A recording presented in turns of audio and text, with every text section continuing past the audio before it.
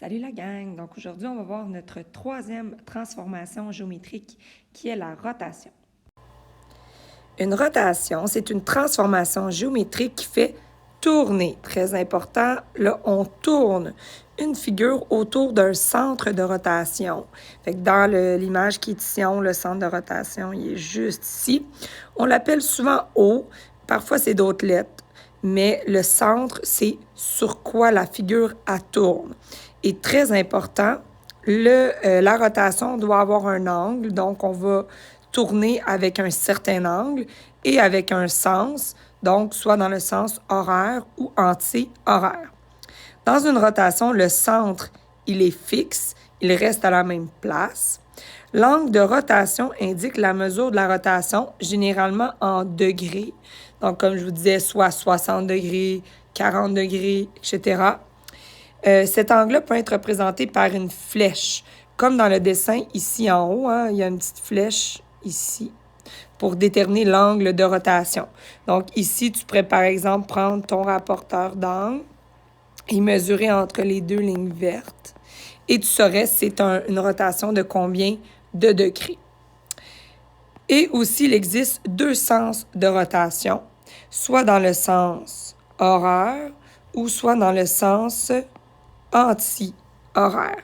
Tu peux te fier aux aiguilles de l'horloge pour t'aider à savoir. Fait que si tu vas dans le sens horaire, tu vas dans le sens des aiguilles de l'horloge et anti-horaire, tu vas dans le sens contraire. Et attention, attention, même si ça semble un petit peu illogique, on indique le sens en attribuant un signe à l'angle. Donc, si je te dis que c'est un angle de plus 60 degrés, ça veut dire que ça va être une rotation de 60 degrés dans le sens anti-horaire. Donc, attention, ce n'est pas une erreur. Le signe positif est attribué au sens anti-horaire, tandis que le signe négatif est attribué au sens horaire. Alors, si j'avais dit une rotation de moins 60 degrés, bien, ça aurait été une rotation de 60 degrés dans le sens horaire. Donc, attention à ce petit détail important. Alors maintenant, comment est-ce qu'on fait pour faire la rotation? Dans un premier temps, avec ton compas, tu traces des cercles qui passent par chacun des sommets. Donc, tu mets ta pointe sèche sur le centre haut. La pointe sèche, c'est le petit bout piquant. Et tu mets ton crayon sur chacun des sommets. Donc, tu commences par le plus petit, bien, le sommet qui est le plus près du centre, tu fais un cercle. Tu t'éloignes, tu fais un cercle. Tu t'éloignes, tu fais un cercle. Donc, s'il y a 4 sommets, tu devras faire 4 cercles. Ensuite, si ça l'aide souvent, si en faisant tes cercles, tu remarques que ton angle ne traverse pas tous les cercles, ça devient intéressant de prolonger l'angle pour que l'angle soit plus grand et que tu t'assures qu'il dépasse chacun des cercles que tu viens de tracer. Ensuite de ça, pour chacun des sommets, tu vas mesurer la distance entre les deux lignes de l'angle sur son cercle, bien évidemment. Alors, par exemple, pour le point D, je vais aller sur le cercle de D. Je vais venir mesurer entre les deux lignes de l'angle la longueur de l'arc. Et ensuite, je vais reporter le sommet D pour dire, ah, il doit se déplacer de cette longueur-là. Ensuite, je vais recommencer avec le point C. Je vais mesurer entre les deux lignes de l'angle. Et ensuite, je vais venir reporter mon sommet C. Et je fais ça pour chacun de mes sommets. Et finalement, je relie mes nouveaux sommets et je les nomme. Donc, allons faire cette méthode-là ensemble avec un exemple. Donc, allons-y avec la rotation. Fait que première chose, on va aller tracer l'angle, c'est toujours important. Ici, l'angle est toujours de centre haut. Donc, tu pars du petit point, tu me fais une ligne qui va jusqu'au bout de la flèche. Et ensuite, tu me fais une ligne qui va jusqu'à l'autre bout de la flèche. Très important que ça soit bien précis. Une fois que tu as fait cet angle-là, et là, tu t'assures de le faire très, très grand. Ici, je trouve que je ne l'ai pas fait assez grand. Fait qu'on le fait très, très, très grand. Une fois qu'on a fait ça, On va prendre notre compas et c'est le bout qui est un peu difficile. On doit aller faire des cercles qui passent par chacun des points. Là, on va aller se nommer les points là, pour savoir de quoi qu'on parle. Alors, si je prends mon compas, je prends le bout qui est piquant, la pointe sèche qu'on appelle, et je vais venir le mettre sur le point haut. Ensuite, tu commences par un sommet. Moi, mon petit truc, là, c'est de tourner la feuille. Je trouve que ça va bien quand on tourne la feuille. Fait que je vais commencer avec le A.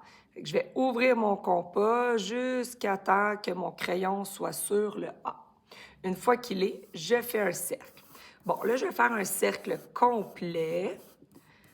Mais ici, ça n'aurait pas été nécessaire de faire un cercle complet parce que si tu regardes ta flèche de rotation, je vois que je tourne dans le sens horaire. Fait qu'en vérité, je sais que le A va se retrouver peut-être à peu près ici. Donc, j'aurais eu juste besoin de faire ce petit bout de cercle-là. Mais là, j'ai fait tout pour me pratiquer. Puis aussi, d'un coup que je me trompe de sens, mon cercle va être fait. Fait qu'une fois que A est fait, je vais aller faire le cercle de B. Fait que même chose, je mets ma pointe sèche sur le centre O. Je mets mon crayon cette fois-ci sur B et je fais un cercle complet qui passe par B. Ensuite de ça, je fais mon dernier, donc je mets ma pointe sèche toujours sur le centre, mais cette fois-ci, je vais mettre mon crayon sur C. Et là, encore une fois, je fais un cercle complet qui passe par C. Une fois que ça, c'est fait, je vais aller mesurer l'angle et m'assurer de tasser chacun des sommets de la bonne grosseur d'angle. Où est-ce que je mesure l'angle? C'est ici, entre les deux lignes de l'angle.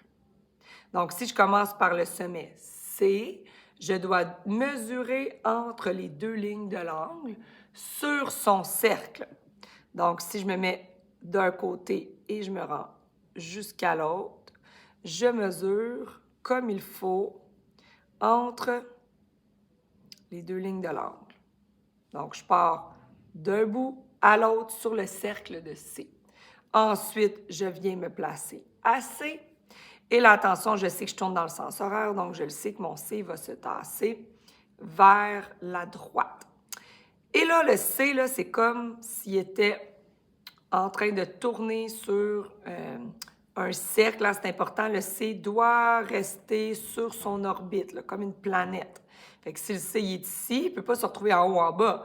Il faut qu'il tourne sur son cercle. Il reste accroché dessus. Ensuite de ça, je vais y aller avec le point A. Attention, le point A, il faut que je mesure également son cercle, même si les cercles sont quand même très près là, de A et B. Je vais encore une fois venir mesurer entre les deux lignes de l'angle pour le cercle de A. Une fois que j'ai mesuré, je viens mettre ma pointe sèche sur A et dans le sens horaire, je sais que mon A va aussi tourner sur son cercle et s'en aller dans le sens horaire vers la droite. Et finalement, je fais la même chose pour le sommet de B. Donc, je mesure entre les deux lignes de l'angle, toujours. Et là, cette fois-ci, je vais sur B et sur son cercle, je veux que B se tasse de cette distance-là. Donc, C se serait retrouvé ici, A se serait retrouvé ici, et puis B ici, chacun sur leur orbite. Une fois que c'est fait, tu relis ça avec ta règle. Et là, encore une fois, malgré que le triangle a tourné, tu devrais te retrouver avec un triangle qui est isométrique. Fait que là, je vois qu'il a tourné, mais mon triangle est bel et bien isométrique. Donc, et voilà pour la rotation.